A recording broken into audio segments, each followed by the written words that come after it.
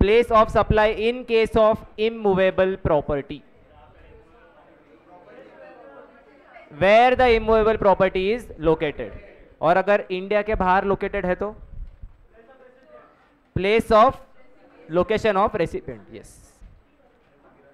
Second, restaurant service, gym service, fitness service, health care service, where service is perform. Training and appraisal, performance appraisal service, इसमें special था, B2B case था इसमें। If the recipient is registered then the location of such recipient, otherwise place where the service is actually performed. उसके बाद admission to event amusement park, where the event is actually held or where the amusement park is located. Event organization services and ancillary services, इसमें B2B condition था, अगर registered है तो location of recipient, अगर registered नहीं है तो, और अगर event is held outside India, location place of supply shall be location of recipient. Transportation of goods, इसमें भी B2B कंडीशन था, if the recipient is registered then location of recipient. Unregistered है तो जहां पे उसको गुड्स हमने दिए, ट्रांसपोर्टर को जहां पे गुड्स दिए, that will be the place of supply. फिर पैसेंजर ट्रांसपोर्टेशन में 2 मिनट बाद आता है, services supplied on board a conveyance, वो वेसल पे अगर कुछ सर्विस दिया या फिर एयरक्राफ्ट पे सर्विस दिया। First scheduled point of departure. उसके बाद था बैंकिंग सर्विस के केस में, बैंकिंग सर्विस के केस में banking service, location of recipient. जरूरी है क्या रजिस्टर्ड होना चाहिए? वो रजिस्टर्ड हो ना हो फर्क नहीं पड़ता है, it will always be the location of recipient. और कल पढ़ रहे थे passenger transportation service, passenger transportation service में भी क्या कंडीशन था दिवेश? B2B कंडीशन था। B2B कंडीशन क्या बोलता है? अगर रेसिपिएंट रजिस्टर्ड है देन लोकेशन ऑफ रेसिपिएंट, और अगर रेसिपिएंट रजिस्टर्ड नहीं है तो जहां से passenger embarks on the conveyance for a continuous journey. और इंपॉर्टेंट पॉइंट ये है कि रिटर्न जर्नी को हमेशा अलग जर्नी ट्रीट करना है।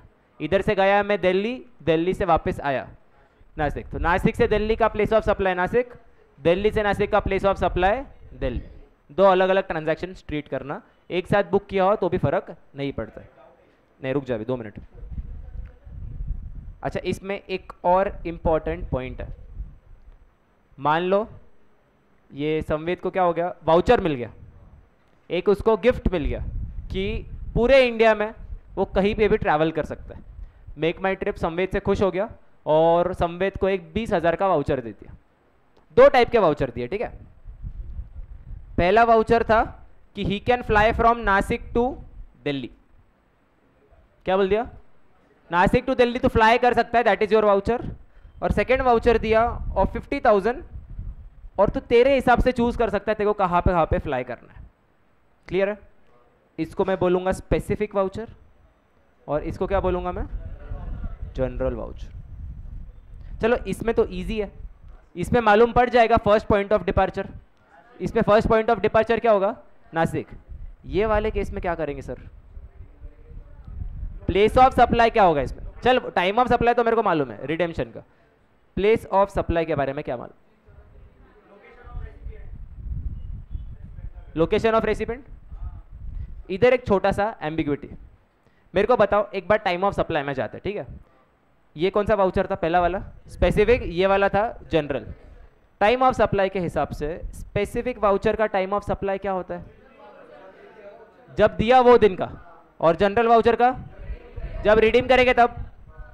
ओके, तो जब रिडीम करेंगे तब मालूम पड़ जाएगा ना कि भाई ये इसका प्लेस ऑफ सप्लाई क्या होने वाला है। समझो इसने रिडीम किया फ्रॉम नासिक टू गोवा, तो इसका प्लेस ऑफ सप्लाई क्या बन जाएगा?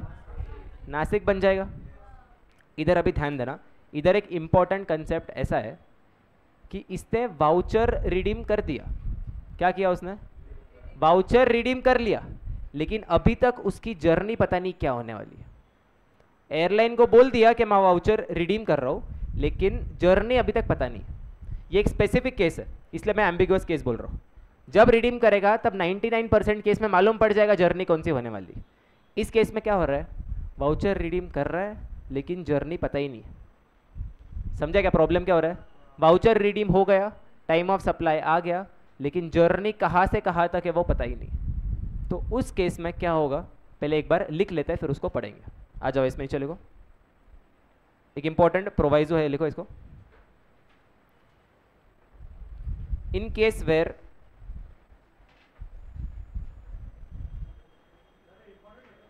नहीं, इतना इंपॉर्टेंट नहीं है, एग्जाम पॉइंट ऑफ व्यू से इंपॉर्टेंट नहीं है, बट थोड़ा समझना थोड़ा सा ट्रिकी है। एक ही इसमें लूप होल है, इसमें वो अपन देख लेते क्या है।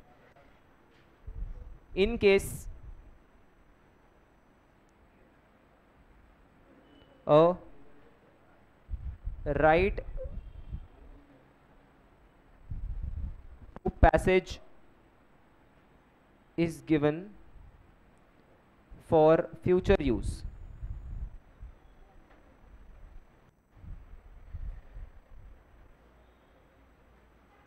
where point of embarkation is not known, where point of embarkation is not known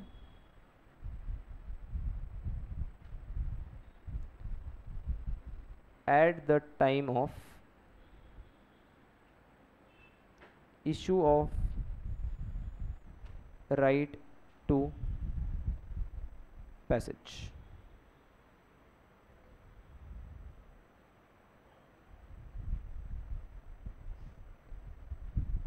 Then place of supply shall be determined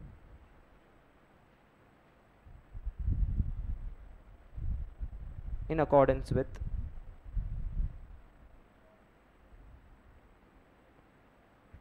subsection 2, in accordance with 12 subsection 2।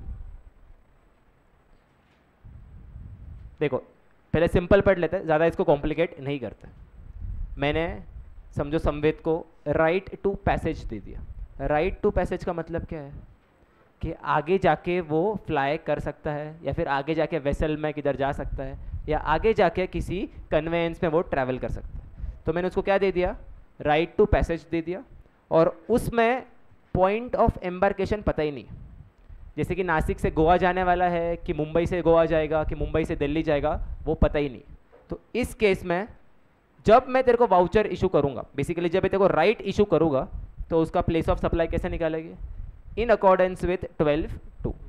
12(2) पे 2 मिनट बाद आता है, बहुत सिंपल चीज़ है वो। पहले ये कंसेप्ट समझाएगा। अलग टाइप का वाउचर है। वाउचर रिडीम हो गया, तुमको राइट मिल गया, लेकिन तुमको पॉइंट ऑफ एम्बार्केशन पता ही नहीं इसमें। यूजुअली क्या होता है, जब भी मैं वाउचर रिडीम करता हूँ, मेरे को पता है मैं कहाँ से कहाँ तक जाऊँगा।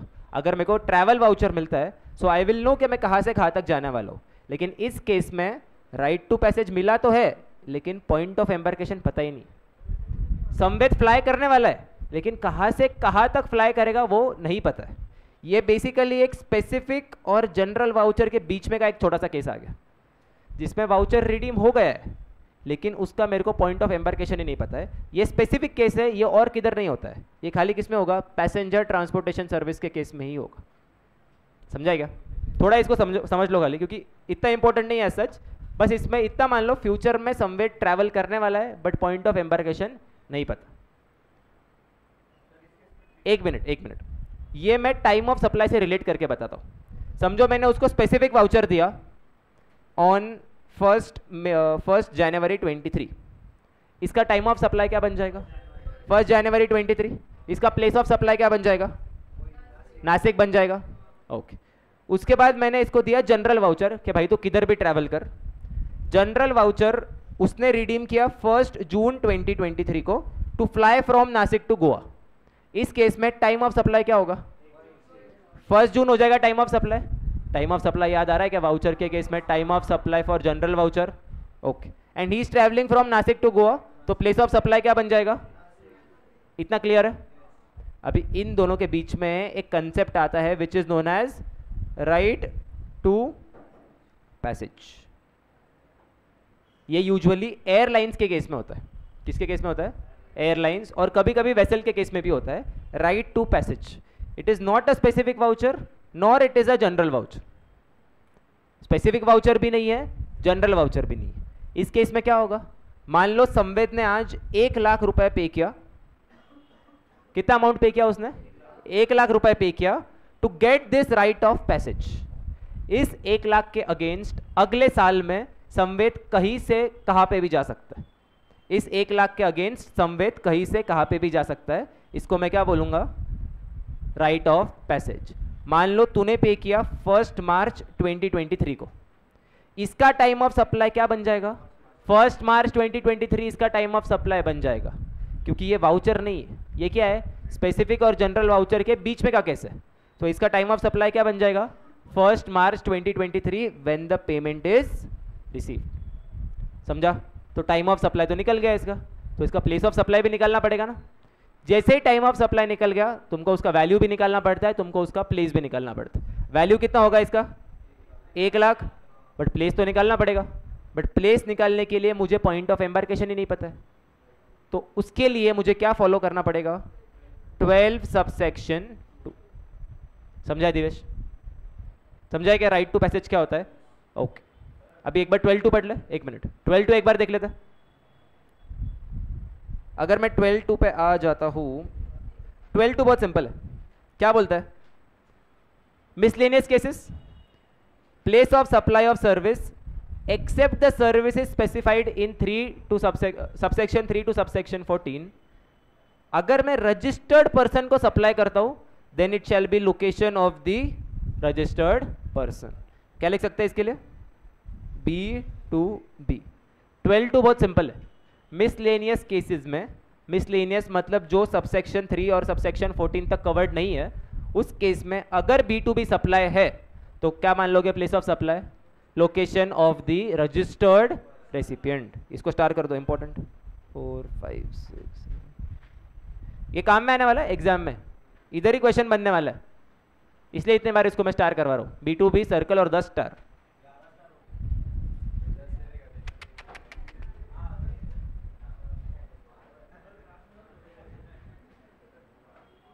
अगर किसी और को किया, made to any person other than a registered person, then place of supply shall be location of the recipient where the address on record exists. अगर अनरजिस्टर्ड पर्सन को सप्लाई करता हूं और उसका मेरे पास एड्रेस है तो प्लेस ऑफ सप्लाई बन जाएगा वो वाला एड्रेस. और अगर उसका एड्रेस नहीं है then place of supply shall be location of the supplier of service. ये मिसलेनियस केस है, अगर 3 से 14 तक कवर नहीं होता है तो इधर आ जाएगा. फॉर एग्जाम्पल कारपेंटर सर्विस किधर भी कवर नहीं की है, तो उस केस में प्लेस ऑफ सप्लाई कैसे डिटरमाइन होगा, अगर रजिस्टर्ड वो दे रहे हैं तो रजिस्टर्ड पर्सन का लोकेशन, अनरजिस्टर्ड है और उसका एड्रेस है तो उसका एड्रेस, और नहीं तो सप्लायर का लोकेशन. इलेक्ट्रिशियन के सर्विस इधर कवर नहीं किया तो उस केस में प्लेस ऑफ सप्लाई डिटरमाइन होगा, रजिस्टर्ड है तो रजिस्टर्ड पर्सन का लोकेशन, अनरजिस्टर्ड है तो उसका एड्रेस, एड्रेस अवेलेबल है तो, नहीं तो place of supplier of, supplier जो है सर्विसेज का उसका लोकेशन. समझा है. तो पैसेंजर ट्रांसपोर्टेशन के केस में only specific to this right to passage, right to passage में अगर मेरे को पॉइंट ऑफ एम्बार्केशन नहीं मालूम है तो प्लेस ऑफ सप्लाई क्या बन जाएगा बताओ. अगर रजिस्टर्ड को दिया तो उसका लोकेशन, अनरजिस्टर्ड को दिया तो रेसिपिएंट का एड्रेस है तो रेसिपिएंट का लोकेशन, नहीं तो सप्लायर का जहां पे मेन प्लेस ऑफ बिजनेस है that will be the place of supply. और ये खाली किसके लिए है, राइट टू पैसेज के, खाली राइट टू पैसेज के लिए है. बोल.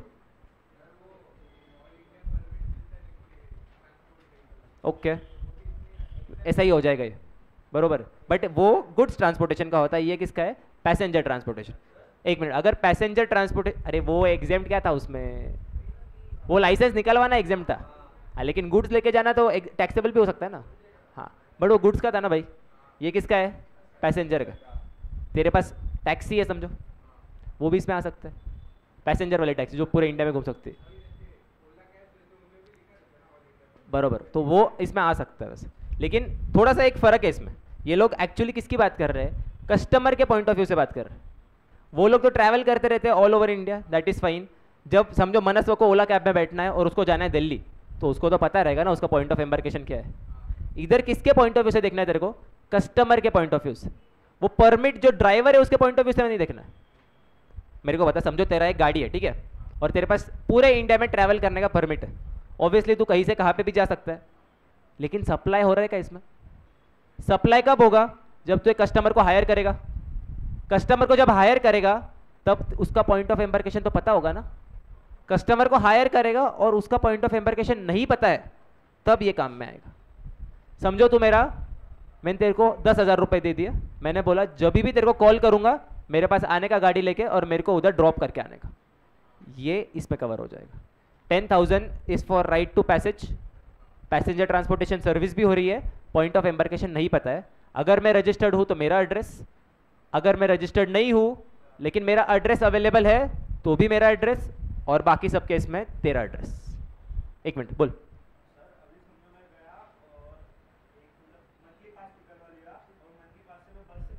एग्जैक्टली, मंथली पास का ही केस है ये।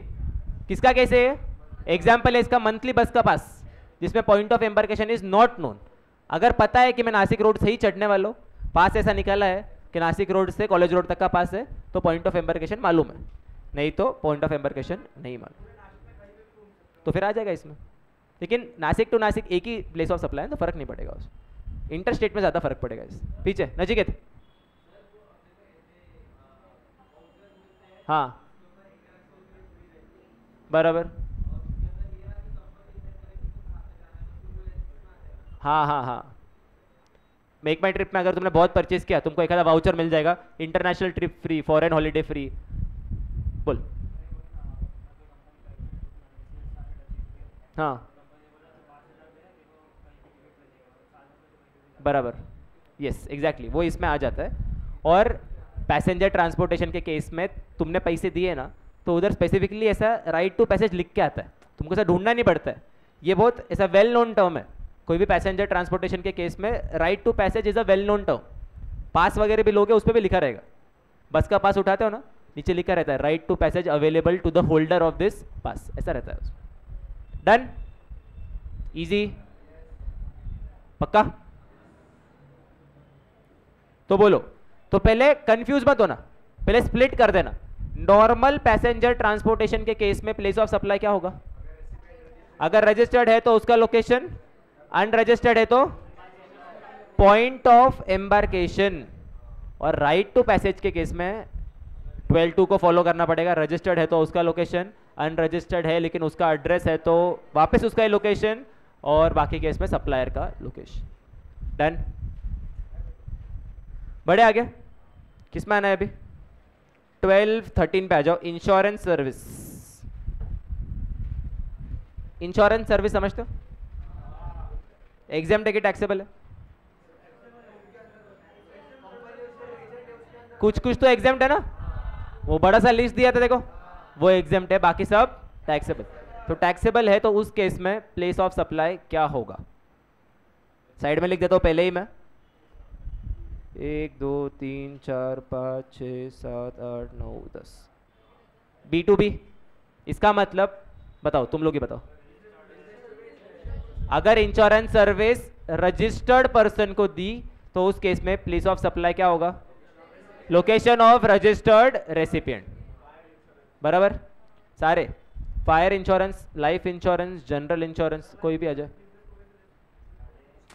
बिजनेस, हाँ बराबर, एम्प्लॉइज के लिए, मतलब वो बिजनेस पर्सन के लिए नहीं, लेकिन सोल प्रोपराइटर है तो आ जाएगा ना भाई। अगर तू सोल प्रोपराइटर है तो बिजनेस और तेरे में फर्क नहीं होता है, तू खुद का इंश्योरेंस लेगा, that is also possible. Okay बोलो, क्या होगा प्लेस ऑफ सप्लाई? लिखो, place of supply of service in case of, yes.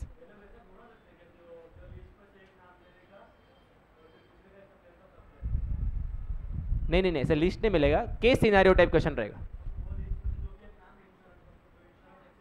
अच्छा, उधर से हो सकता है, हो सकता है, बट बहुत रेयर चांस, 1% चांस है। अगर एकदम डिफिकल्ट क्वेश्चन डालना है ना तो उस लिस्ट में से एक आधा क्वेश्चन डाल देंगे, एक आधा सर्विस डाल देंगे। प्लेस ऑफ सप्लाई पूछेंगे, तुमको उसके साथ लिखना पड़ेगा place of supply is Nashik but it is exempt. हाँ, ये एमसीक्यू के लिए ज़्यादा रेलेवेंट है। लिखो, place of supply of insurance service, place of supply of insurance service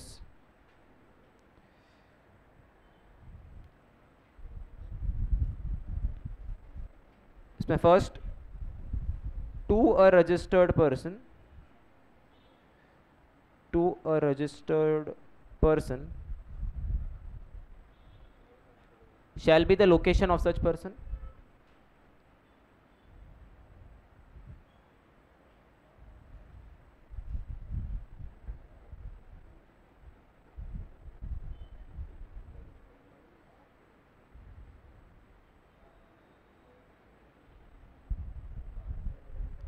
और सेकंड क्या होना चाहिए तुम्हारे हिसाब से? अगर अनरजिस्टर्ड को दिया तो नहीं, इधर भी 12(2) को ही फॉलो किया है, बोल दिया कि अगर बैंक वाला फॉलो किया है। बैंक वाला क्या था? रेसिपिएंट रजिस्टर्ड हो ना फर्क नहीं पड़ता है, place of supply shall be location of the recipient on records of the supplier of service. तो इधर भी ऐसे लिख दिया, to a person other than registered person. तो दिवेश इसको कंबाइन करके लिख सकते थे क्या? एक ही लिख सकते थे ना, रजिस्टर्ड हो कि ना हो फर्क नहीं पड़ता है, बट अलग अलग लिख दिया है। To a person other than registered person,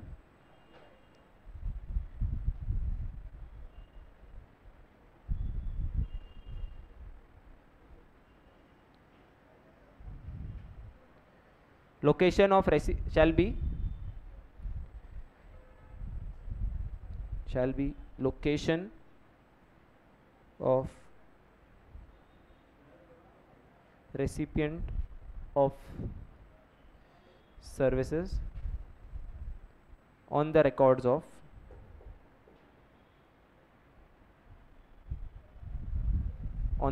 of supplier। और अगर उसके रिकॉर्ड्स पे एड्रेस अवेलेबल है ही नहीं तो फिर चुपचाप जाने का 12(2) में। किधर भी अटक गए, किधर भी फिट नहीं हो रहा है तो कहाँ पे जाओगे? 12(2). उधर स्पेसिफिकली एक्ट में लिखा था, इधर स्पेसिफिकली एक्ट में नहीं लिखा है, तो तुमको 12(2) में जाना पड़ेगा। 12(2) क्या बोलता है वापस बोल दो एक बार। अगर रजिस्टर्ड है तो रेसिपिएंट का लोकेशन, रजिस्टर्ड नहीं है लेकिन उसका एड्रेस अवेलेबल है तो भी उसका ही लोकेशन, और बाकी केस में supplier of service, location of supplier of service. Clear है क्या?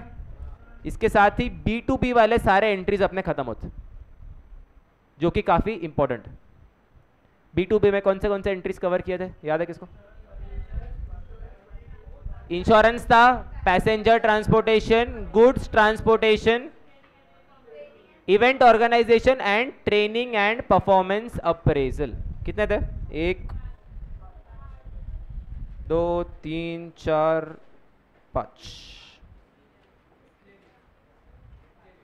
हाँ मिसलेनियस 6, यस 6 इंपॉर्टेंट है। Miscellaneous, training and performance appraisal, event organisation, goods transportation, passenger transportation और इंश्योरेंस सर्विस। इन सब के केस में प्लेस ऑफ सप्लाई बन जाएगा रेसिपिएंट का location if he is registered. Unregistered है तो देखना पड़ेगा, सब में अलग अलग, सब में जो है वो देखना पड़ेगा। क्लियर है? एक लास्ट में इसका चार्ट बना देंगे अपन B2B वाले का। अभी आता है टेली कम्युनिकेशन पे। बोल रहे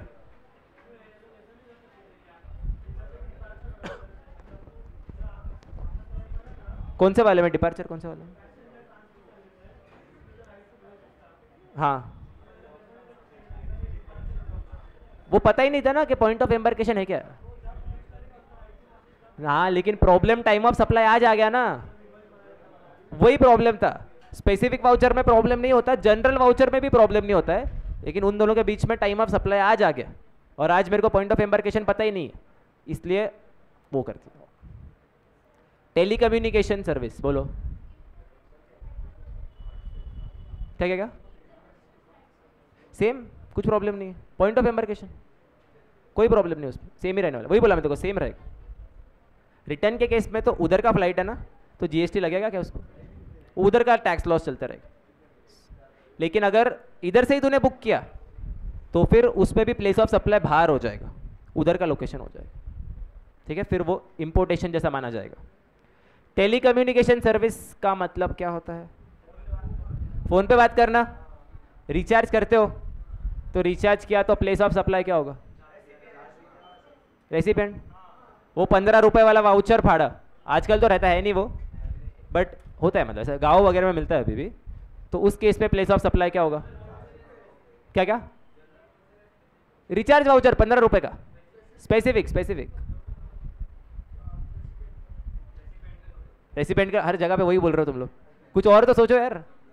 ये मैंने इधर वाईफाई बिठा है, इस केस में place of supply sir. Impact मतलब जहाँ पे वाईफाई फिट किया, मैंने मेरे घर पे लैंडलाइन ले लिया, प्लेस ऑफ सप्लाई। अरे ऑफिस में डाला, चल मैं ऑफिस में मैंने मेरे लैंडलाइन डाल दिया। अरे लेकिन जीएसटी तो लगेगा ना उसमें, इन द कोर्स कुछ भी क्या बोलते रहते। अरे हाँ लेकिन प्लेस ऑफ सप्लाई तो लगेगा ना उसमें, बीएसएनएल के लिए तो बिजनेस है ना।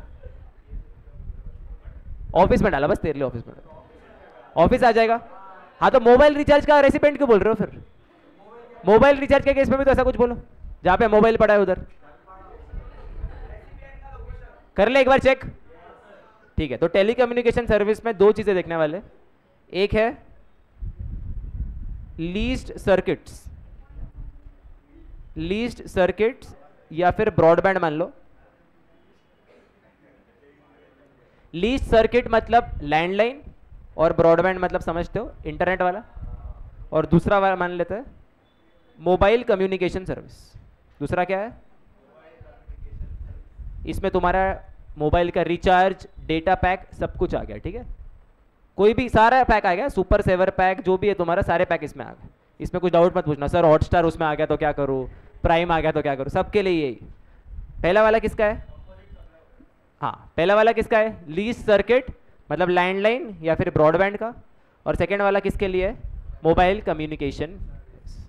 लीस्ट सर्किट के केस में प्लेस ऑफ सप्लाई बन जाएगा the place where the leased circuit और ब्रॉडबैंड इज इंस्टॉल्ड। उसको जहां पे इंस्टॉल किया that will become the place of supply. Logical है, लिख लेते हैं। कुछ डाउट है फर्स्ट वाले केस में? लिखो। हाँ नहीं ना, कुछ कुछ में फर्क था ना भाई, सेकेंड वाले पार्ट में फर्क था ना, पहला वाला सेम रहता है नीचे, लेकिन अदर देन B2B जो था उसमें फर्क था, इसलिए कंबाइन नहीं किया उससे। और उसको कैसे कैटेगरी वाइज रखा है ना, ताकि तुमको पढ़ते हुए कंफ्यूजन ना हो। हाँ यस, लेकिन समझो मैंने तेरे घर पे बिठा दिया, मेरे को देखो गिफ्ट देना था, रिलायंस को अडानी को गिफ्ट देना है, तो रिलायंस ने अडानी के ऑफिस में बिठा दिया, तो क्या होगा? हाँ बट वही बोल रहा हूँ, वो बहुत रेयर चांस होगा वैसे, समझा? लिखो इसमें, इंपॉर्टेंट है, ध्यान से लिखना है इसको। Place of supply of telecommunication service, place of supply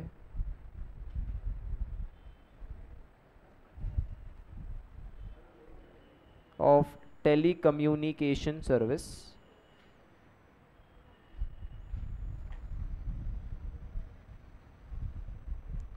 अच्छा इसमें और एक आता है DTH भी आता है इसमें, मोबाइल कम्युनिकेशन में और क्या आता है?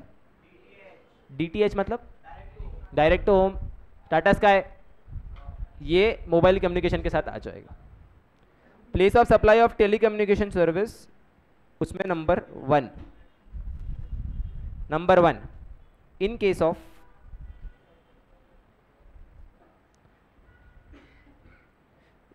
of service by way of fixed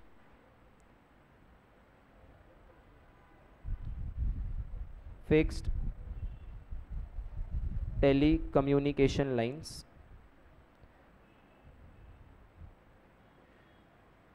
fix telecommunication lines, आगे खुद के लिए लिख देना ब्रैकेट में लैंडलाइन, एग्जाम में नहीं लिखना है, खुद के लिए ब्रैकेट में लिख दो लैंडलाइन।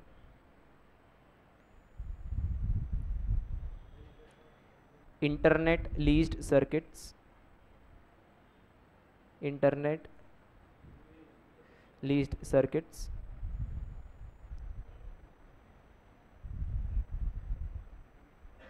कॉमा केबल और डिश एंटेना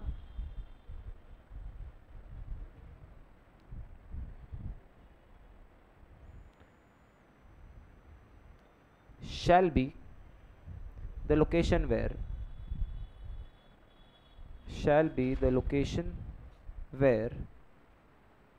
क्या बन जाएगा?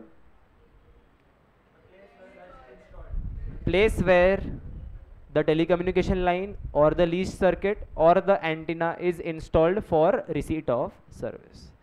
Shall be the location where it is installed for receipt of service.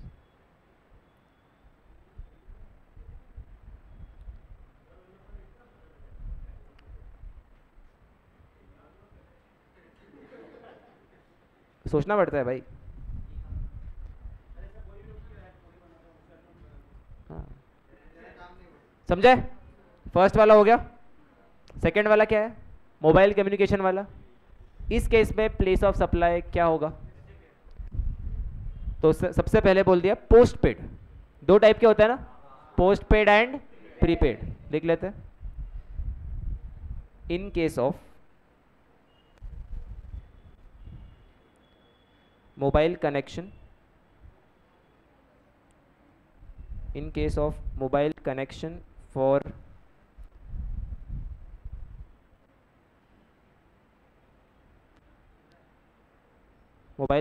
for telecommunication and internet service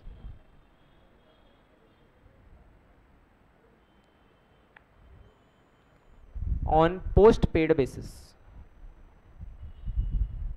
postpaid मतलब पहले यूज कर लो, बाद में बिल पे कर दो. On post paid basis shall be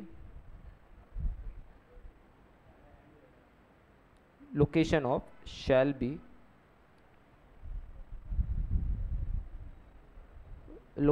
of billing address.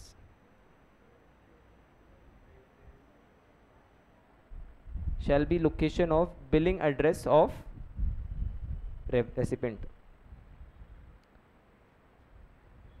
on the records of supplier.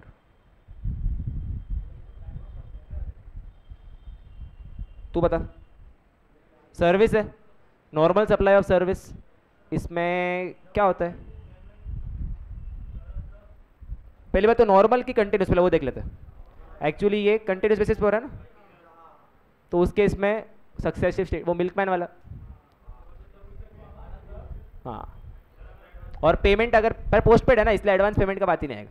Prepaid में बहुत easy है, जब पैसा मिला that is time of supply. इसमें जब तेरे को बिल इशू होगा या फिर उसके पहले पेमेंट कर दिया तो उसके पहले का डेट, नहीं तो बिल का इशू का डेट. अच्छा, इसमें हाईलाइट कर दो प्लीज.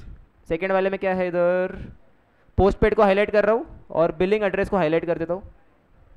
ऊपर fix telecommunication lines and where it is installed for receipt of service. इतना हाईलाइट कर देना तो पूरा पढ़ने की जरूरत नहीं है. खाली इतना अगर पढ़ के आए और एग्जाम में ये वाले वर्ड्स यूज कर लिए, full marks.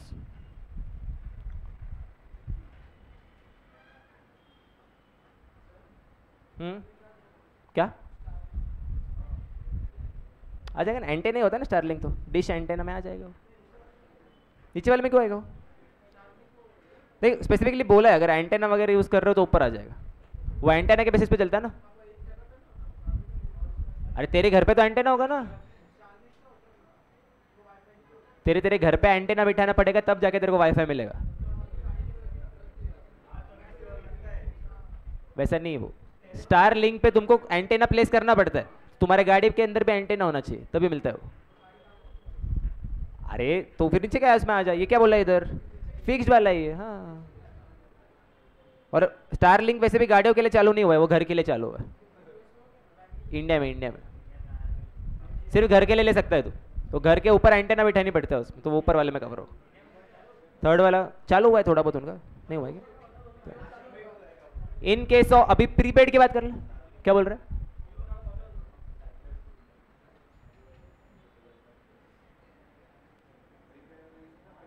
In case of prepaid में भी थोड़ा सा बस कंफ्यूजन है. Mobile connection for telecommunication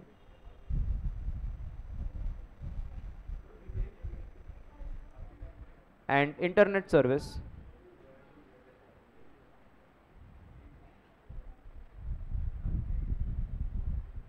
on prepaid basis. कौन सा वाला ये? Prepaid basis.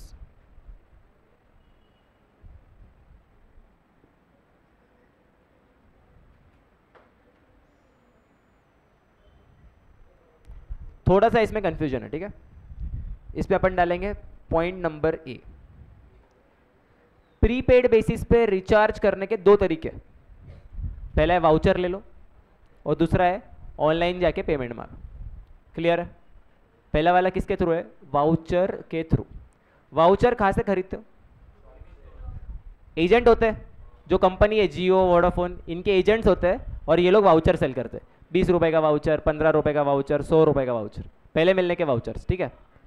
उस केस में जो वो एजेंट है ना, उसका जो लोकेशन रहेगा that will be the place of supply. समझो मैं गया सामने वाले किराना के दुकान में, उधर से वाउचर खरीदा, तो place of supply will be that किराना की दुकान. समझा है? लिखो ए.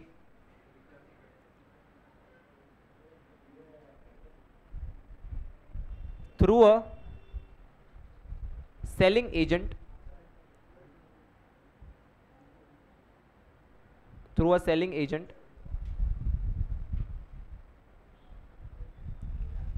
or a reseller or distributor of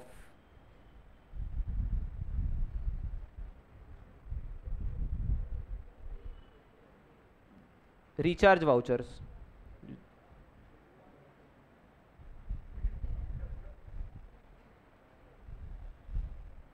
through a selling agent or a reseller or a distributor of recharge vouchers shall be the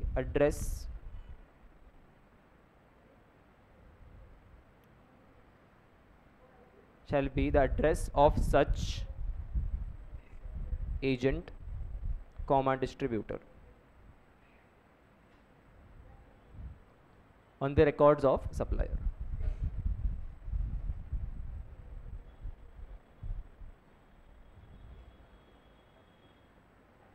ये वाला समझा है क्या? अगर वाउचर खरीदने चाहते हो तो जहाँ से वाउचर खरीदा that will be the place of supply. जो एजेंट का लोकेशन रहेगा that will be the place of supply. इसमें क्या हाईलाइट करना पड़ेगा? रिचार्ज वाउचर हाईलाइट कर दो और नीचे लिख दो address of such agent on the records of supply. Address of such agent on the records of supply. ठीक है. पहला case fixed telecommunication line antenna. इस केस में place of supply location where it is installed. खाली installed word पढ़ के तुमको दिमाग में आ जाना चाहिए. फिर पोस्ट पेड मोबाइल बिल में billing address of the recipient. Prepaid के केस में अगर मैं रिचार्ज वाउचर खरीदता हूं तो एड्रेस ऑफ सच एजेंट और on the records of supplier. और बाकी क्या बचता है अभी?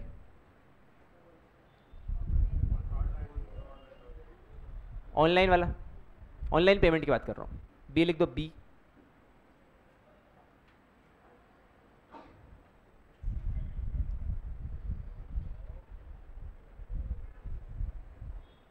by any person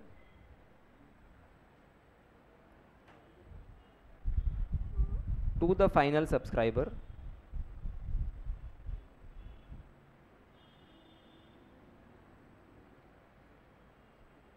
shall be the location.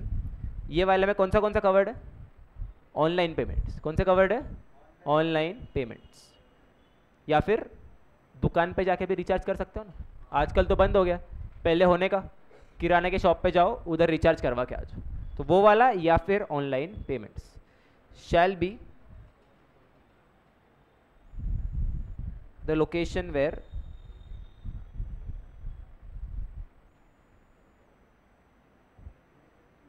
such prepayment is received.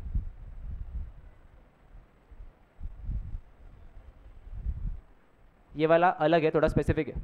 क्या बोल दिया इसमें? Location where such pre payment is received. Divesh आया इम्पैक्ट पे, उसने बोला सर प्लीज़ रिचार्ज करवा के दो। पेमेंट कहाँ पे मिला? इम्पैक्ट के लोकेशन पे। प्लेस ऑफ सप्लाई क्या बन जाएगा? इम्पैक्ट का लोकेशन। मैं गया किसी किराना के दुकान पे, भैया को दिए 500 रुपये, भैया को बोला सर रिचार्ज करवा के दो, तो प्लेस ऑफ सप्लाई क्या बन जाएगा? वो किराने की दुकान। समझाएगा क्या हुआ?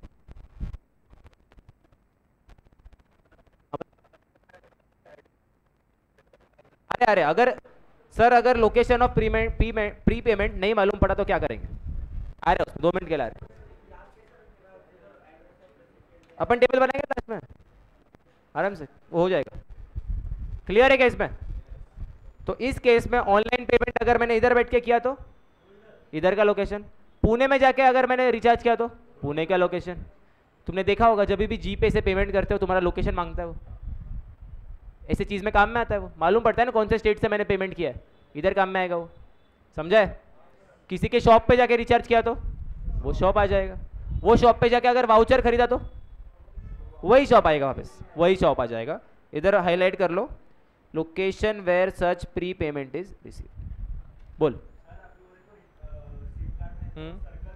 हाँ हाँ हाँ, वो समझ जाएगा ना कि भाई वो सिम कार्ड किधर लोकेटेड है। और अगर तुम लोग उस स्टेट के बाहर चले गए तो ऑपरेटर को मालूम पड़ जाएगा कि तुम लोग रोमिंग स्टेट में हो, तुम्हारा रोमिंग चालू हो गया है, मालूम पड़ जाता है, इतना डिफिकल्ट नहीं। नहीं बट अभी तो रोमिंग के रेट सेम ही है, पहले वैसा हुआ करता था, अभी ऐसा कुछ नहीं, अभी सेम ही है। हाँ तो आगे आएगा, लास्ट में बोलते हैं लास्ट ऑप्शन वो चूज करो। क्लियर है क्या? कुछ डाउट इसमें? चलो, और लास्ट बोल दिया फोर्थ, थोड़ा बड़ा एंट्री है वाला, ध्यान से पढ़ना इसको जब भी पढ़ोगे। In other cases, in other cases मतलब, अरे वाह, ये वाला समझो, मेरे को प्री पेमेंट का लोकेशन मालूम ही नहीं पड़ा, अटक गया मैं। तो in other cases it shall be the, इसमें क्या होगा सोचो, लास्ट केस सिनारियो क्या हो जाए? Address of the recipient as per the records of the supplier shall be address of the,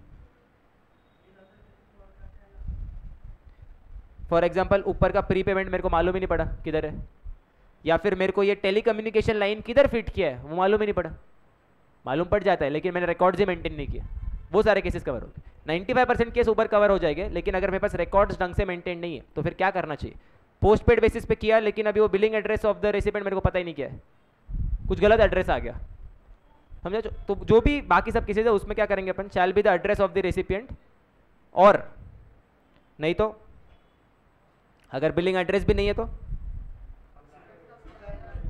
shall be the address of the recipient on records of supplier, and if the address is not available,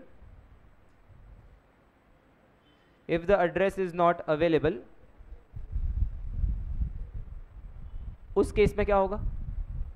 अगर address available नहीं है तो location of the supplier of service. एकदम last के scenario में क्या करोगे? Location of the supplier of service.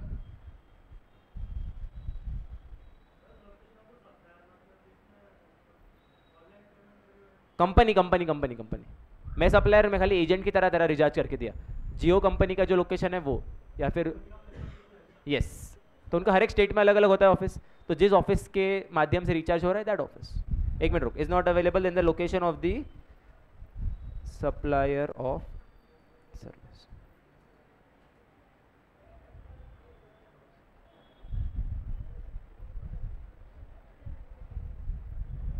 बोल रहे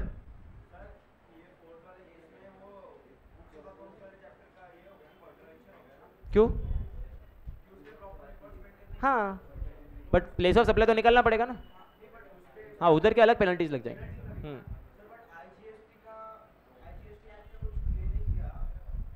नहीं सब कंबाइंड है भाई, आईजीएसटी एक्ट में भी सेम है अकाउंट्स एंड रिकॉर्ड्स। हाँ पूरा सेम है, डिट्टो सेम है। आप सिर्फ ये एक्ट में खाली ये एक चीज़ अलग है, बाकी सारे एक्ट सेम है। वो जो अकाउंट्स एंड रिकॉर्ड्स उधर पड़ा वो इसमें भी है, अपने को पढ़ने की जरूरत नहीं, बट हर एक एक्ट में वो, हर एक स्टेट एक्ट में भी रहेगा वो। बोलो कौन सा वाला?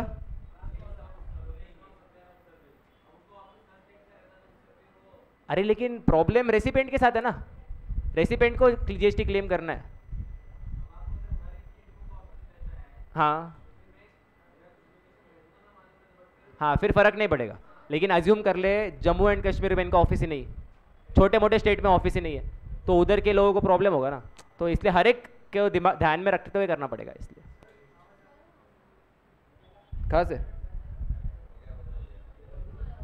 नहीं इधर से नहीं आ रहा।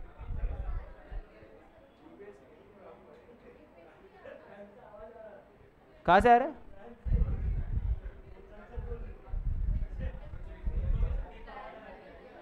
ये इधर से तो नहीं आ रहा है।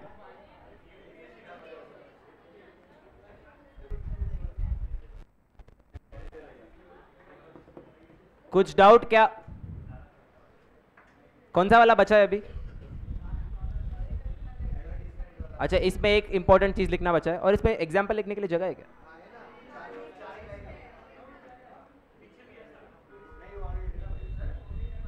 एग्जाम्पल लिख लेते एक छोटा सा ना।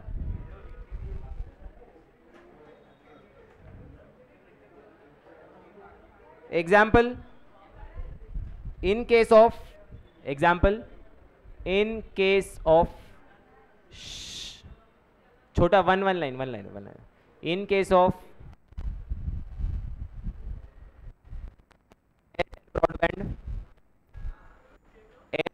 Broadband, Airtel broadband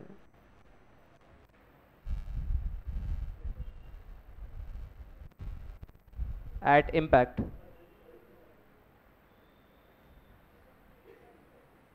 place of supply is location where it is installed.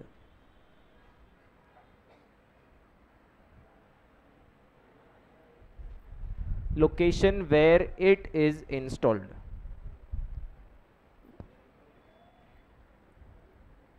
Second, first, second. In case of, अगर समझ गया तो ठीक है, नहीं लिखा तो भी चलेगा, कोई प्रॉब्लम नहीं है such. In case of post paid mobile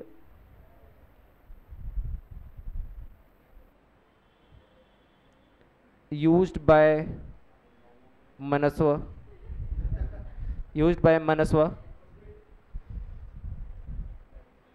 place of supply is, सही है ना?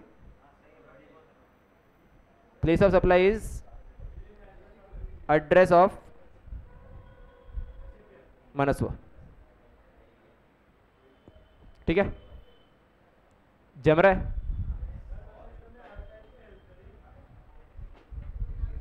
बराबर, रेसिपेंट को ही ध्यान में रखते हुए बनाया गया है।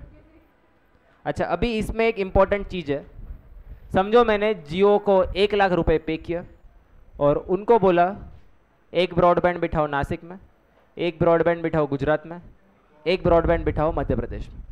1 लाख रुपीज़ में कितने पॉइंट्स खरीदे मैंने? 3 पॉइंट। तो वैल्यू ऑफ सप्लाई को कैसे बांटेंगे, किसके प्रोपोर्शन में? In proportion to the number of points lying in each state और यूनियन टेरिटरी। और पॉइंट का मतलब क्या है? मतलब एक इंस्टॉल जो मैंने सेट, वो लीज सर्किट जो इंस्टॉल किया उसकी बात हो रही है। Yes, what if the lease circuits are installed in more than one state and single amount is charged as consideration? So value of supply will be apportioned in the ratio of number of points. क्या हुआ? लिखो example, example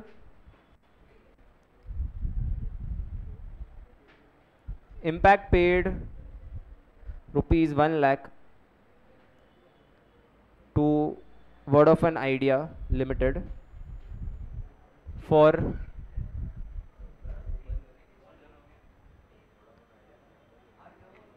leased circuits as follows. पहला 3 points in Maharashtra, 5 points in Gujarat and 2 points in Madhya Pradesh.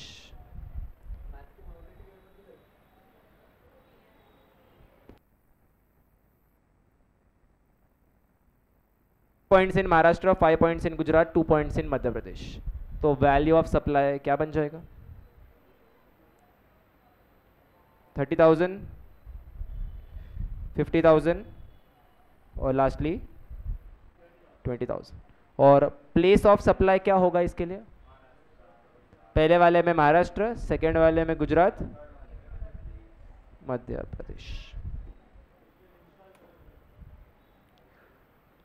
Clear? क्या कुछ doubt? कोई कितना? एक ही बचा है ना अभी. 12, 14 बहुत इजी है. हाँ रे, 2 मिनट का ब्रेक लो. 12 subsection 14 advertisement service provided to government. एक मिनट जरा.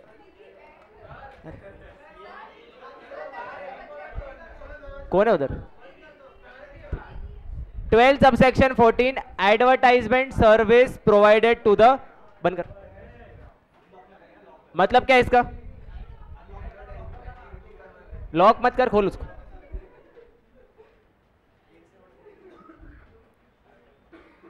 समझो मेरा मार्केटिंग एजेंसी है, ठीक है.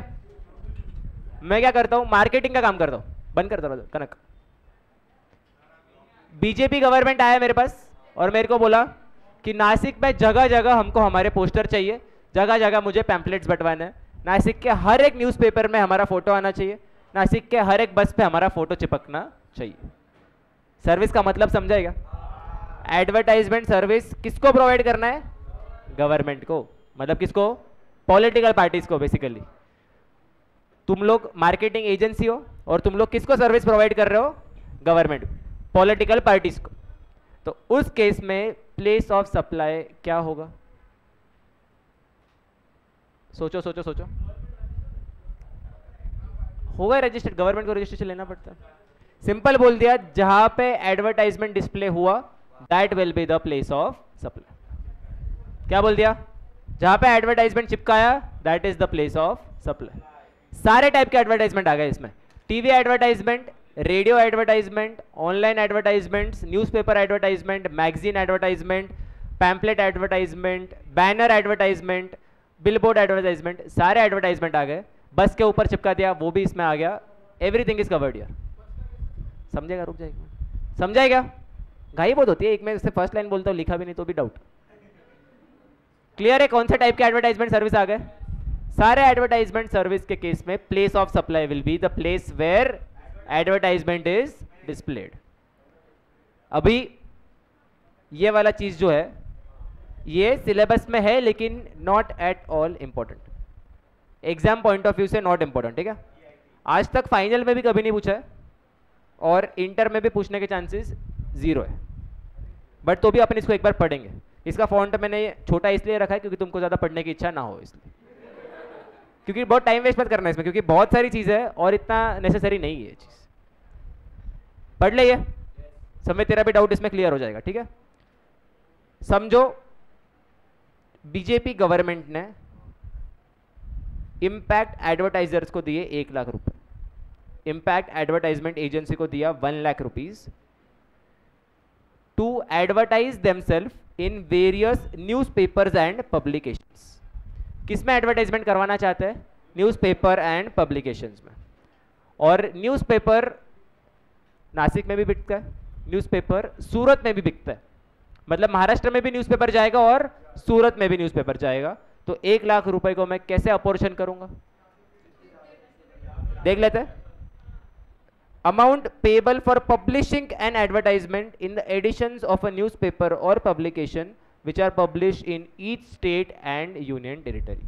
मतलब समझो 1 लाख न्यूज़पेपर आ गए नासिक में और 1 लाख न्यूज़पेपर गए गुजरात में. 50-50 नहीं. नासिक में 1 लाख न्यूज़पेपर्स के लिए लगते हैं 60,000 रुपीज और गुजरात में 1 लाख न्यूज़पेपर के लिए लगते हैं 40,000 रुपीज। समझा है?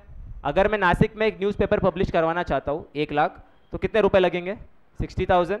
1 लाख अगर मैं गुजरात में पब्लिश करवाना चाहता हूँ तो उसमें कितने लगेंगे? 40,000। तो मेरे को जो पैसा मिला ये कौन से रेशो में बटेगा? 6:4 के रेशो में। तो place of supply for 60,000 will be Maharashtra and place of supply for 40,000 will be Gujarat. समझाएगा? नासिक में न्यूज़पेपर पब्लिश करने के लिए कितना खर्चा होता है वो चेक कर लो, गुजरात में उतने ही न्यूज़पेपर पब्लिश करने के लिए कितना खर्चा होता है वो चेक कर लो, और उस रेशो में बांट। इसको याद नहीं रखना है, एग्जाम में आने के चांसेस बहुत कम है। Second, through printed materials like pamphlet. Pamphlet समझते हो? वो A5 साइज का आता है। ओके, तो इस केस में amount payable for distribution of specific number of such material in each state और यूनियन टेरिटरी। समझो मैंने 3,000 पैम्पलेट बांटे नासिक में और मैंने बांटे 7,000 पैम्पलेट गुजरात में। 3,000 पैम्पलेट बांटने का नासिक में खर्चा हुआ समझो 30,000 और 7,000 पैम्पलेट बांटने का गुजरात में खर्चा हुआ 70,000। तो रेशो क्या बन जाएगा? 3:7। समझाएगा? सिमिलर सिनारियो में अगर किसी और के लिए मैं काम करता और कितना खर्चा होता वो चेक कर लो, बेसिकली मार्केट रेट चेक कर लो और उस रेशो में बांट दो। आगे बात करती होर्डिंग की। किसकी बात करती? होर्डिंग। होर्डिंग के केस में amount payable for hoardings located in each state and union territory. मान लो इधर बाजू में जो होर्डिंग है वो होर्डिंग मैंने फॉर एग्जांपल बीजेपी गवर्नमेंट ने मुझे दिए 2 लाख और बोला तुम लोग नासिक में भी होर्डिंग डालो और सूरत में भी होर्डिंग डालो। नासिक में एक होर्डिंग का खर्चा होता है अराउंड मान लो 1 लाख, थोड़ा इसको अलग करते रखो, मान लो 1,50,000। अगर मैं सेम होर्डिंग किसी और के लिए डालता तो नासिक में कितना खर्चा होता? 1,50,000 का, और गुजरात में समझो मान लो खर्चा होता 1 लाख। गुजरात में कितना खर्चा होता? 1 लाख। गवर्नमेंट से कितना लिया? 2 लाख। सिमिलर लेवल पे अगर वो होर्डिंग नासिक में इंडिविजुअली डालता तो 1.5 लाख का खर्चा होता और गुजरात में होता 1 लाख का खर्चा। तो इस 2 लाख को कौन से रेशो में बांटोगे? 3:2 के रेशो में बांट दो। तो 3:2 के रेशो में बांटा तो इसका हो जाएगा 1:20 और 80। तो 1:20 के लिए प्लेस ऑफ सप्लाई क्या होगा? नासिक, और 80 के लिए प्लेस ऑफ सप्लाई क्या बन जाएगा? सूरत, मतलब गुजरात। Next, train. ट्रेन समझते हो क्या? ट्रेन के ऊपर बीजेपी का बड़ा सा मैंने पोस्टर लगा दिया, पूरे ट्रेन के ऊपर। टिकट की बात नहीं कर रहे, टिकट बाद में आएगा, नीचे लिखा है रेलवे टिकट। ये डायरेक्ट ट्रेन के बोगी के ऊपर ही मैंने चिपका दिया, BJP government vote for Modi. तो उस केस में amount attributable to each state union territory calculated in the ratio of length of railway track in each state and union territory. एक ट्रेन है जो जाती है नासिक से सूरत। किधर जाती है? नासिक से सूरत। महाराष्ट्र स्टेट में it will travel for 300 kilometres and Gujarat state में इट विल ट्रैवल फॉर मान ले 200 किलोमीटर्स। महाराष्ट्र स्टेट में कितना ट्रैवल करेगा? 300 किलोमीटर और गुजरात में 200 किलोमीटर। मान लो गवर्नमेंट ने दिए 50,000 rupees to display advertisement on that board, तो इसको कौन से रेशो में बांटोगे? 3:2 के रेशो में बांट के आ जाओगे। 30,000 का place of supply will be Maharashtra and 20,000 का place of supply will be Gujarat. उसके बाद on the back of utility bills oil and gas company, मतलब इलेक्ट्रिसिटी बिल के पीछे तुमने कभी एडवर्टाइजमेंट देखा है क्या? छोटा सा स्क्वायर होता है और उधर एडवर्टाइजमेंट होता है। उस केस में कैसे बांटोगे? Amount payable to each state union territory for the advertisement on the bill pertaining to consumers having billing address in each state और यूनियन टेरिटरी। मान लो नासिक में बसे है 1,000 कंज्यूमर्स, कितना है? 1,000, और गुजरात में बसे हैं 4,000 कंज्यूमर्स। तो बेसिकली नासिक के कंज्यूमर्स के पास कितने बिल जाने वाले? 1,000 बिल जाएंगे नासिक में, और गुजरात में कितने बिल जाएंगे? 4,000 बिल जाएंगे गुजरात में। गवर्नमेंट ने समझो मुझे दिए 1 लाख रुपए इस काम के लिए, तो उसको कौन से रेशो में बांटूंगा मैं? 1:4 के रेशो में बांट के आ जाओगे। तो इसका स्प्लिट कैसा होगा? 20,000 का place of supply Nashik Maharashtra, 80,000 का place of supply Surat Gujarat. समझाए? आगे रेलवे टिकट, रेलवे टिकट के पीछे भी एडवर्टाइजमेंट होता है ना, उस केस में कौन से रेशियो में बांटोगे? In the ratio of number of railway station in each state slash union territory. कौन से रेशियो में? कितने नंबर ऑफ स्टेशन है वो, कितने टिकट बिके उसके रेशियो में नहीं, कौन से रेशियो में बांटना है? कितने स्टेशन है वो। मान लो महाराष्ट्र में है 400 स्टेशंस एंड गुजरात में है 600 स्टेशंस, और गवर्नमेंट ने बोला कि तुम लोग महाराष्ट्र में और गुजरात में जितने भी टिकट्स बिकेंगे उसके पीछे हमारा बीजेपी का पोस्टर आना चाहिए, और उसके लिए तुम लोग ले लो 2 लाख रुपए। तो कौन से रेशियो में बांटेंगे इसको? 2:3। मतलब 80,000 का प्लेस ऑफ सप्लाई क्या होगा, और 1:20 का प्लेस ऑफ सप्लाई गुजरात। समझ रहे क्या? इजी है ना कि डिफिकल्ट लग रहा है? 2 मिनट खत्म कर लेते हैं इसको। रेडियो स्टेशन पे, रेडियो पे मैंने बीजेपी का एडवर्टाइजमेंट करवाया, बीजेपी ने मेरे को 1 लाख रुपए दिए और मैंने बोला तुम्हारा मैं रेडियो एफएम्स पे एडवर्टाइजमेंट करवाऊंगा। इस केस में ratio will be amount payable to such radio stations by virtue of its name in part of each state and union territory. ये थोड़ा सा कॉम्प्लिकेटेड है, ध्यान दो इसमें क्या लिखा है।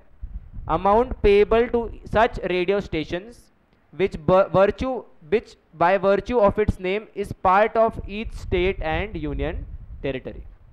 इसका मतलब क्या है? थोड़ा सा ये कॉम्प्लिकेटेड है, इसको ध्यान दो। अभी भी रेडियो स्टेशन के नाम कैसे होते हैं पता है क्या? महाराष्ट्र, उसके आगे स्टेट का नाम भी आ जाता है, महाराष्ट्र एफएम, गुजरात एफएम ऐसा आ जाता है। तुमको ऐसा एफएम, ये रेडियो मिर्ची वगैरह, रेड एफएम, तुमको ऐसा मालूम है, लेकिन एक्चुअल में नाम क्या होता है? महाराष्ट्र एफएम भी रहता है, गुजरात एफएम भी होता है। तो गवर्नमेंट ने मुझे दिए 50,000 रुपीज और मैंने उनका एडवर्टाइजमेंट करवाया in Maharashtra FM, in Gujarat FM, in Goa FM, in Madhya Pradesh FM and in Tamil Nadu FM. कितने रेडियो स्टेशन में काम करवाया उनका?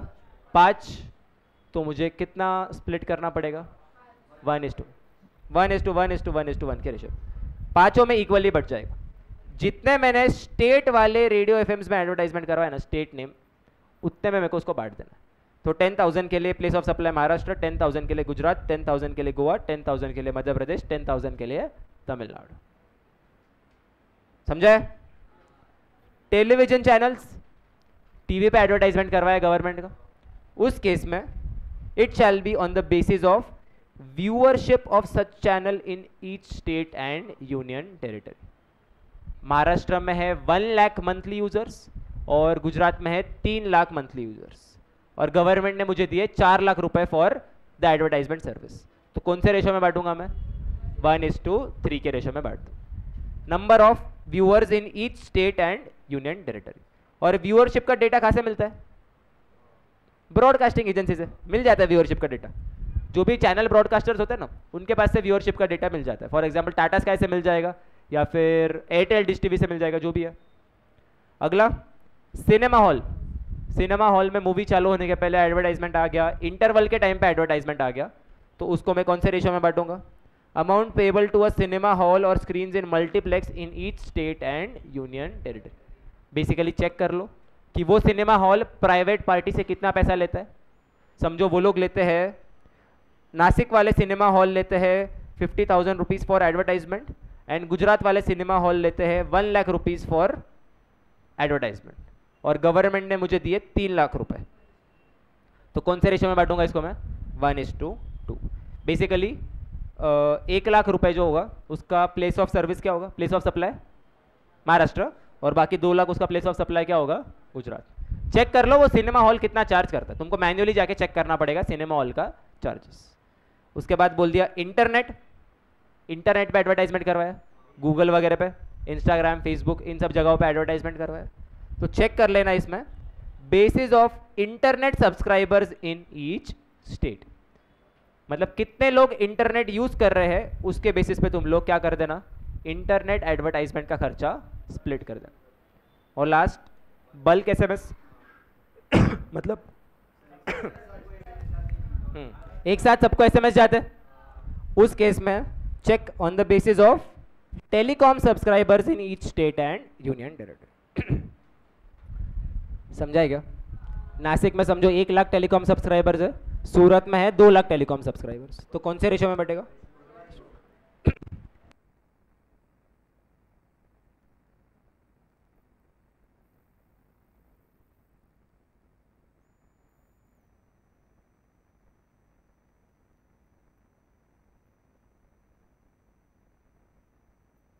समझाए क्या? समझाए सबको? ये याद रखने वाले हो गया?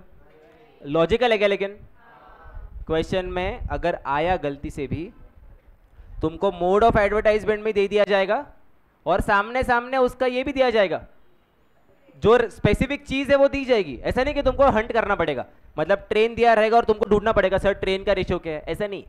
तुमको मोड ऑफ एडवर्टाइजमेंट दे देंगे और डायरेक्टली उसका रेशियो भी दे देंगे। समझा? तुमको खाली सिंपलेस्ट रेशियो निकाल के बांट के दिखाना है। तुमको टोटल वैल्यू ऑफ सप्लाई दे देंगे, मान लो 1 लाख। चलो ये बल्क एसएमएस की बात करते हैं। एग्जाम में तुमको दे देंगे कि गवर्नमेंट ने तुमको पे किए हैं 2 lakh rupees to send bulk SMS, और उसके नीचे के लाइन में दिया रहेगा कि महाराष्ट्र के सब्सक्राइबर्स है 50,000 और गुजरात के सब्सक्राइबर्स है 50,000। क्या करोगे तुम लोग?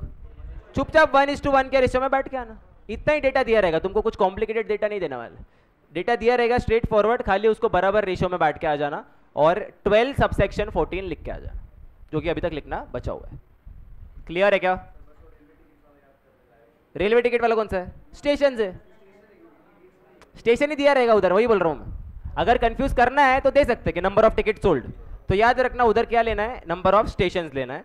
और रेलवे के ऊपर किया तो क्या लेना है, ट्रैक का लेंथ लेना है। उधर खाली कंफ्यूजन होगा। रेलवे के ऊपर किया तो ट्रैक का लेंथ, और अगर रेलवे टिकट पे किया तो number of station, not number of ticket sold. उधर खाली घुमा सकते, बाकी तो मेरे को कुछ लगता नहीं घुमाने का चांस। क्लियर है क्या दिवेश? लिख दे इसको एक बार। क्या बोल दिया? बस का इन लोगों ने बोला ही नहीं है, तो फिर बस के लिए अपने को जनरल प्रोविजन अप्लाई करना पड़ेगा। ऊपर देखेंगे अपन। यस, एक बार लिख लेते हैं। 12-14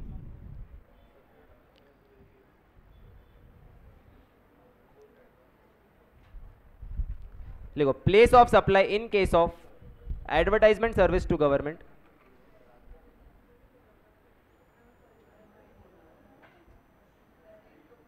place of supply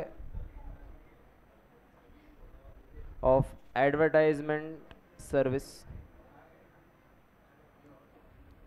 to the central government, state government, local authority. किसको प्रोवाइड करना है? Central government, state government, local authority.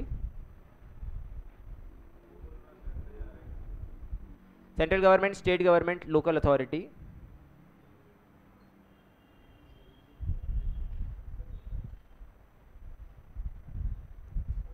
Meant for, किसके लिए है service? Meant for the states और union territory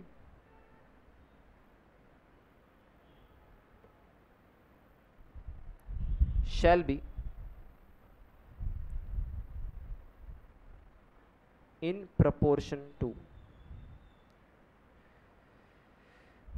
shall be in proportion to the amount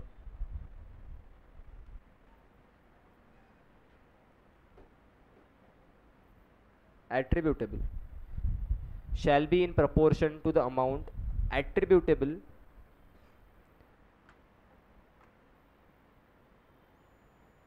to the service provided by way of, service provided by way of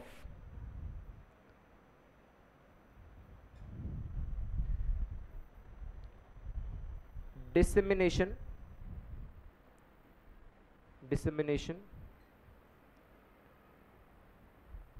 of advertisement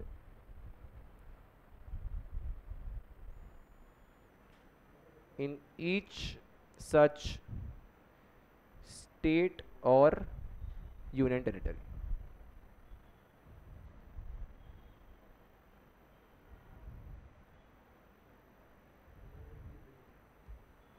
dissemination of advertisement का मतलब क्या होगा? दिखाना, advertisement दिखाना, ठीक है, display करना। क्लियर है? और उसका अपोर्शन का रेशियो अपन ने ऑलरेडी नीचे पढ़ लिया। क्लियर है क्या चैप्टर? इजी है? कुछ दिक्कत है किसको?